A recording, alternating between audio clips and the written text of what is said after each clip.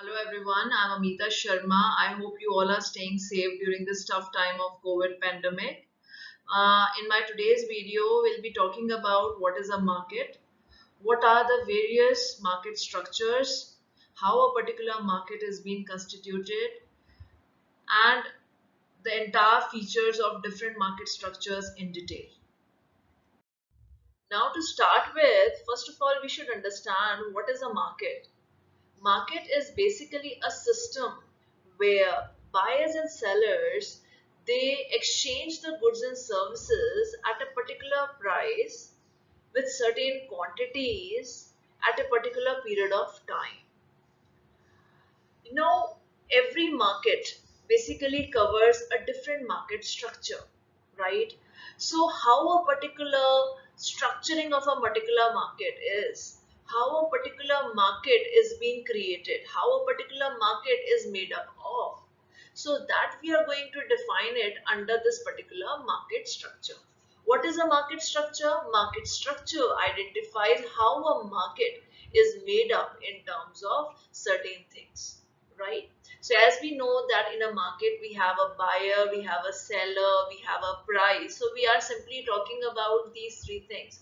But there are so many other things that are also there which we need to study under the market structure. So market structure completely talks about how a particular market is made up of. So just look at the various features of a market structure. Very first thing is it defines the number of firms in the industry. Usually market structure, each and every industry, right, has a different market structure, right? So when we know industry and we know firm, industry is a collection of firms, right? Industry is a broad term, firm is a small term, right? It is a narrow term. Usually when we talk about industry, industry is said to be a collection of firms that are producing a similar kind of product and service, right? There are collection of firms, if they are producing a different kind of product and services, then they together call it as a industry, right? So market structure basically defines that how many number of firms which are operating into a particular industry. Because if in a firm we have a single, if in an industry we have a single firm, then again we have a separate market structure for it. When there are so many sellers are there in the market, there is a different market altogether, right? Sometimes in some kind of industry there are only two firms are there, so they have a different market structure.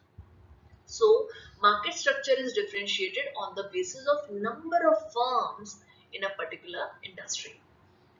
Then the next thing is the nature of product produced. It is very important that each and every market structure, we have a different type of products, right?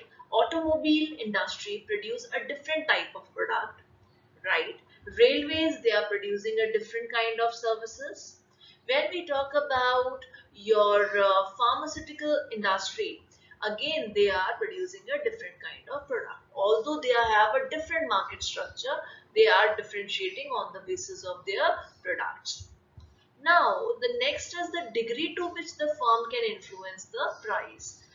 It also matters that in a particular industry, whether the firms they can influence the price of the product or they are being influenced by the prices. It is very important to understand that in a market, either the sellers are basically the firms. Now sellers are the price makers or they are the price takers. Price makers means they themselves decide their prices, and price taker means they are taking the prices what is being defined by the government or the entire industry. According to that they have to sell at that price only. So industry to industry, under different market structures, it is different that sometimes the sellers or the firms are price takers, sometimes they are price makers. Then firms behavior, under different markets we have a different firms, the entire behavior is different in terms of selling, in terms of providing the goods and services or pricing also. Now, pricing strategies, non-price competition, output levels, profit levels again vary from industry to industry. How? Like say for example, when we talk about under different market structures, like say for example, under different market structures, now I'll tell you what are the different type of market structures.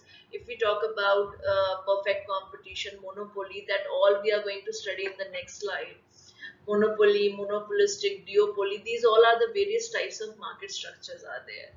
So now under each and every market structure, the pricing related strategies are different because under different industries, there are different market structures are being followed under that. And under different industries, there's a different level of competition is there. Sometimes it is a pricing competition. If one is going to reduce down the price, another need to make some changes in terms of their prices. Sometimes there's a non-price competition. Sometimes it is not related to price. Sometimes it is related to quality. Sometimes it is related to features. So again, on these parameters also, there is a difference in terms of different market structures. Then the extent to the barriers to entry. It is a very important thing that in different market structures, under different industries, there are exit and entry barriers are also there. It is not easy that in each and every industry you can easily enter, any firm can enter into the industry. In some of the businesses, it is very easy to enter into any industry, but in some other it is quite difficult because it requires a lot of restrictions of the government. Sometimes a lot of expenditure is being required or a good amount of investment is required to enter into any industry. So these all are said to be the entry and the exit barriers. Sometime in some of the industries it is there are no such barriers are as such, but in some of the industries it is very hard to enter. Now, market structure covers basically two type of competition. In every market, you will find two level of competitions are there. The very first is the price competition, and the another is the non-price competition. Now, what is the difference between the two? Under the price competitions, the sellers are competing or the firms are competing in terms of prices only with their existing products or goods or services. The companies, they are lowering down their prices, and on that basis they are doing the competition, giving certain kinds of offs, giving some kind of lowering their actual price levels. On that parameters they are competing with one another. But when we talk about non-price competition, it means this is a competition which is not taking place in terms of changing in their price levels. This is a competition which is actually happening in terms of quality of the products. If the company, they are making some changes in terms of providing better quality of the product with some higher range, it is fine. Sometimes the company, they spend a huge amount of money in terms of promotional activities, giving some kinds of advertisements, taking some celebrities just to um, know, just to make them see how popular your product is, and brand associations. So these are the things in which the company, they spend a huge amount of money, and they want to create a differentiation in the market. Sometimes the companies, they make a lot of changes in terms of their entire look, in terms of their entire packaging. And companies, they work on their services as well. They believe that the customers, what they are looking for, they are looking out for the point of purchase service, at the same time after sales services. So if the companies, they are spending amount of money in terms of giving a better services, so it is said to be the non-price competition. If it is only taking in terms of price, then it is a price one. Other than price, they will be considered as the non-price competition. Market classification. Market classification simply talks about the various types of market structures. Now, in the very beginning of the slide, we simply talks about that how a particular market is made up of, how the market structures are differentiated from one another. So these are the various types of market structure, and they carry, what all are the various things that we had studied, like number of buyers, price competitions, entry exit barriers. So all the things remains the same, but under different market structures, they vary, right? In each and every in each and every market structure, entry exit barriers are there. Sometime it is there in some of the market structure, it is there in some, it is not there. The number of the size of the markets, when we talk about the number of buyers, sellers, they again vary under different market structure, right? Along with that, the price competition, right, again it vary from different market structure. Sometimes in some of the market structure, the sellers are the price makers. In some of the market structures, uh, a seller is the price taker. So it vary under different market structures. So what all are the different types of market structures? Perfect competition. Usually, on a broader scale, if we study that there are mainly two types of market structures are there: perfect and imperfect competition. The very first one that we had defined out here is that is the perfect competition. But this one is the perfect, and the rest all four will be considered as the imperfect competition. So we will be studying all in detail. Start with the very first one, that is the perfect competition. Now start with perfect competition.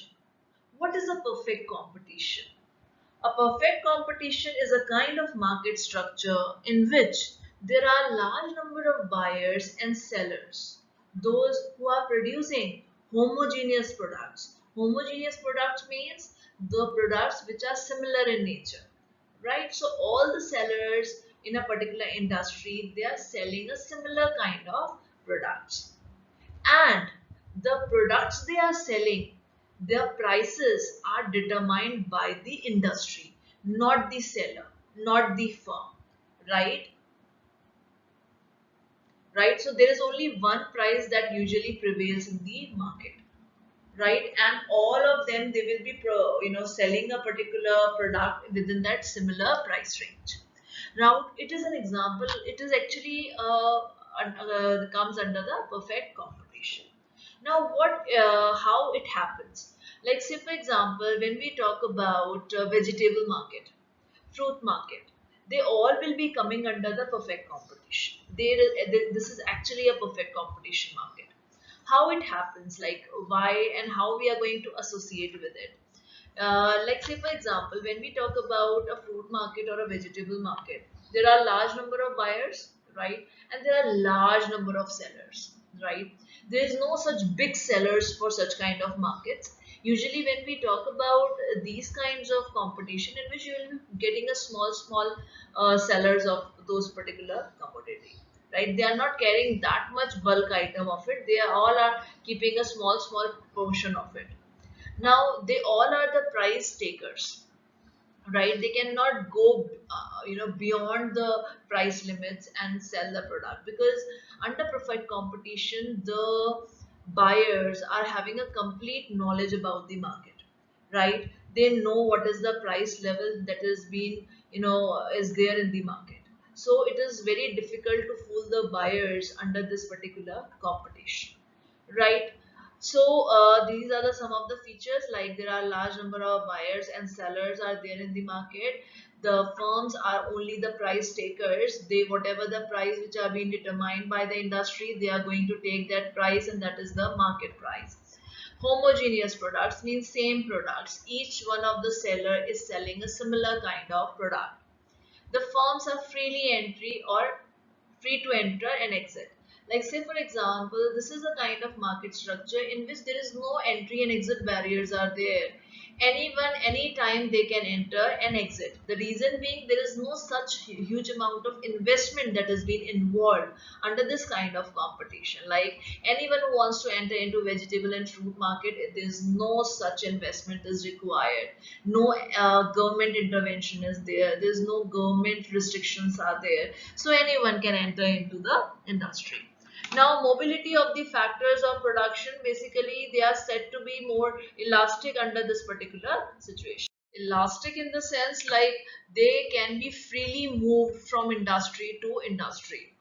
Now, when we talk about monopoly, monopoly is something, it is a very common term which we use it on a regular basis. When we talk about monopoly, it is something when there is a single seller of the product or a single producer or a single firm in the industry, right? Whenever there's no competition, there's no rivalry into a particular industry. Anytime when there is a single seller or a single firm who is producing or providing any kind of good or services, and there's no direct competitor is there in the market, it is said to have their monopoly, right? The single firm producing the product is itself both a seller as well as a industry. They will be replica because industry is a collection of firm. Now there is a single seller, so they are the ones who are constituting the complete industry, right? So what exactly, how, what are the features of a monopoly competitive market? There's only a single seller, no rivals, no direct competition, right? You are the single seller, no one is selling the product which you are providing, right? You are the price maker, no one else is going to decide the prices. Whatever the price you determine, if the customer they want to take your product, they'll take it, otherwise they can't take it, right? So you have your complete monopoly in terms of the price levels. Indirect rivalry may exist in the form of existence of substitute products. Okay. Now, in the monopoly, there will not be a direct competition because there is no rival is there, right, within that industry. But the indirect rivalry can be created. Let's take the example of IRCTC, the Indian Railway. Right, Indian Railway, they have been divided into Northern Railway, Eastern, Southern, Western Railway, right? So they all are the part of Indian Railway. So under the Indian Railway, they are what are the pricing? They are differentiation pricing. They are following, in different trains, different routes are there. Now for a particular route, there are 3 to 4 trains are running. Now for each and every train, we have a differential pricing, right? Sometimes under a different time period also within the same train we are getting a different prices. So we know that these prices are changing. These all are defined by the Indian Railways as well, but they are the price makers. If we want to get our reservation in that train, then we need to follow that particular prices. Otherwise, what we can do, we can put up or we can buy a flight also, right? We can go by road also, by taxis or by some buses, transportation buses. So these are not under the direct competition but under the indirect rivalry because they are the substitutes. If you want to travel from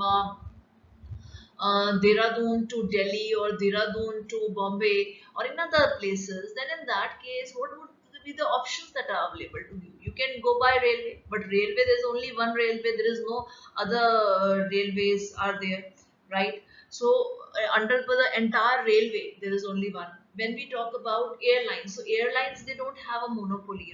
There are so many flights are there. If we talk about SpiceJet, we talk about Vistara, we talk about Indigo. So there are so many other flights are there. So there is no monopoly under airlines, right? Each flight is different. If you are finding the fares of SpiceJet is higher, then you can move to the some another flight.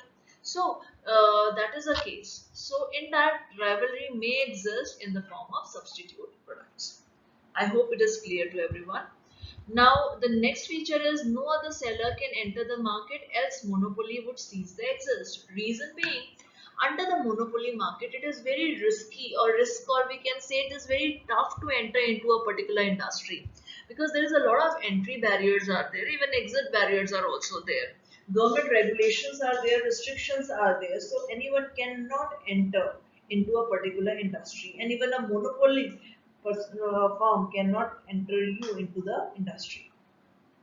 The product is distinct in elastic demand because in this particular case of monopoly, you cannot, you know, make cannot be that much fluctuations in terms of demand because elastic demand only takes place when there are so many close substitutes or direct substitutes are available for the market, right? So that time your elasticity is more. But if there is no competitor is there in the market, then in that particular case, it is quite difficult to have a elastic demand. So that's why under monopoly, it is completely inelastic demand. Now, monopolistic competition, this is another competition or a market structure. It is a situation where or we can say it is a midway between a perfect competition and a monopoly.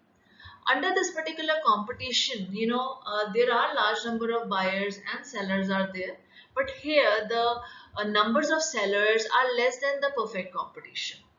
Along with that, this is a competition in which each and every firm, they are the price makers. Along with that, these firms are differentiated on the basis of their product.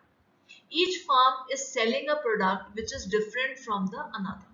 So basically, they are doing what we can say a price competition also. Along with that, they are doing the non-price competition as well, right? So just look at the various features of monopolistic competition. Monopolistic competition has, as I have already said, it is a large. They have a large number of sellers and the producers in the market. Then we have a large number of buyers. In this case, you also have a large number of buyers. Product differentiation means each and every product is different from one another. So when we talk about such kind of brands, we talk about bathing soaps, right? We talk about FMCG industry, right? They will be coming under this monopolistic because each there are n number of companies are there who are producing toothpaste, shampoos, detergents, soaps. So they all are differentiated from one another in terms of fragrance, in terms of look, in terms of its basic qualities, features. So the companies, they differentiated, right? So we have n number of examples of toothpaste. One is charcoal toothpaste, another is salt toothpaste, another is whitening toothpaste, another is sensitivity toothpaste. So there are so many features are there na, for the toothpaste. So on that basis, each and every company, they are differentiating its toothpaste to the customers. Now another feature of monopolistic competition is higher selling cost. Now each and every company, in order to make their product different in the market or superior in the market, they spend a huge amount of money in terms of promotions. Companies, they look for good brand ambassadors to create a brand loyalty. The companies, they do a lot of expenditure on advertisements, sales, promotions. So that is the way through which the company, they create a huge amount of, because if you are there in the market with a good quality product, but the people, they don't know about your product, you are not showing that how your product is better than another product, right? So that is again a important feature. Imperfect knowledge. Under the monopolistic competition, the buyer, they are not having that much complete knowledge about the market, because each firm is the price maker, so they themselves decide the prices. So in that case, it is quite difficult for the basically the buyer to have a complete knowledge about the pricing of the product. Freedom of entry and exit. Under monopolistic, the firms are relatively free to enter into the industry and the exit from the industry, but they have, not complete, freedom of the entry to the industry, right? So usually there is no such restrictions is there under the monopolistic competition. Highly elastic demand means, as there are n number of competition is available in the market, so usually the demand will be higher elastic, because any change in terms of price, any change in terms of quality is going to get fluctuations in your demand. Duopoly. Duopoly, when there are only two firms in a market and these two firms are having a complete control over the market, because these are the two firms who are actually holding a complete supply of the product. So when these kind of situation are there into a particular industry, it is said to be a duopoly. Now, under duopoly, where there is only two sellers are there, right? Now, if any firm make any kind of changes in terms of any kind of pricing, price and non-price competitions, then other firms, they also have to comply and they have to be there in the competition, because otherwise they are going to lose their competition. So it is very important that when there are only two firms, because they are the two major holders in the market, and they are the ones who are actually covering the complete buyers in their pockets. So in that case, the entire market is being holded by them only. So in that case, there is a very strong competition between the two. If any slight change is taking place in terms of any of the seller, then it is again going to have an impact on the strategies of the another the firm in the that market. So there is a strong competition between the two. Presence of monopoly elements, so long as products are differentiated, the firm enjoys some monopoly power, as each product will have some loyal customers, because as it has already been there that some monopoly elements will be there, because each and every these two brands, yeah, or these two companies, they had created a goodwill in the market. Some loyalty of customers are also there. So with that case, the people, products are differentiated, but at the same time, people, if they know that they have to buy from this brand only, so they always go with that only.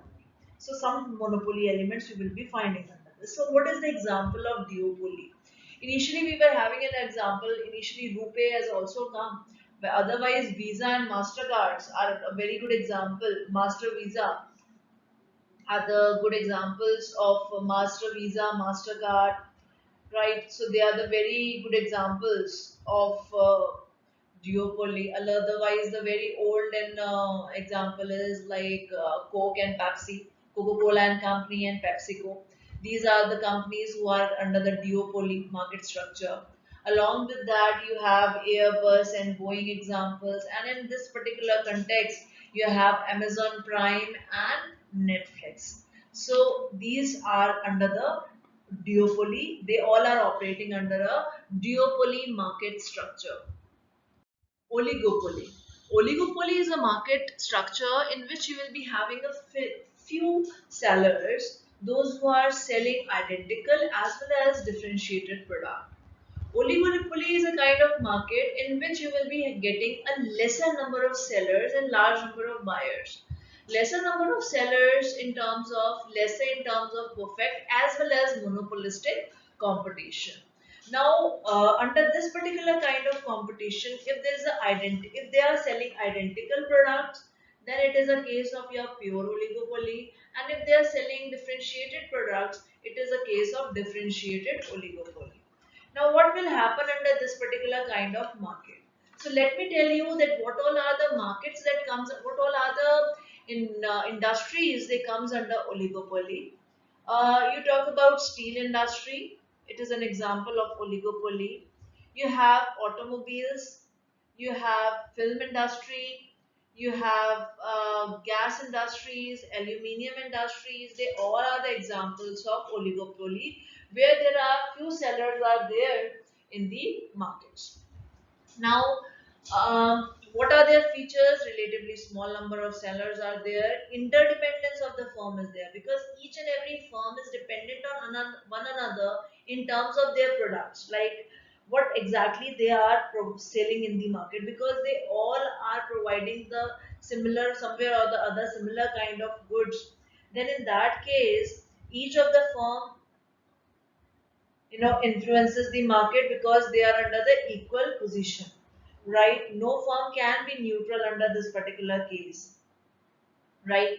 They can be, depending each one on the other in terms of their price, in terms of their quality, everything. Now, price rigidity and price wars, because under this particular competition, this is a very common feature on the basis of which one another is differentiated. We can say that under this, there is a each firm, retaliates and acts on the basis of, on the basis of the actions of other.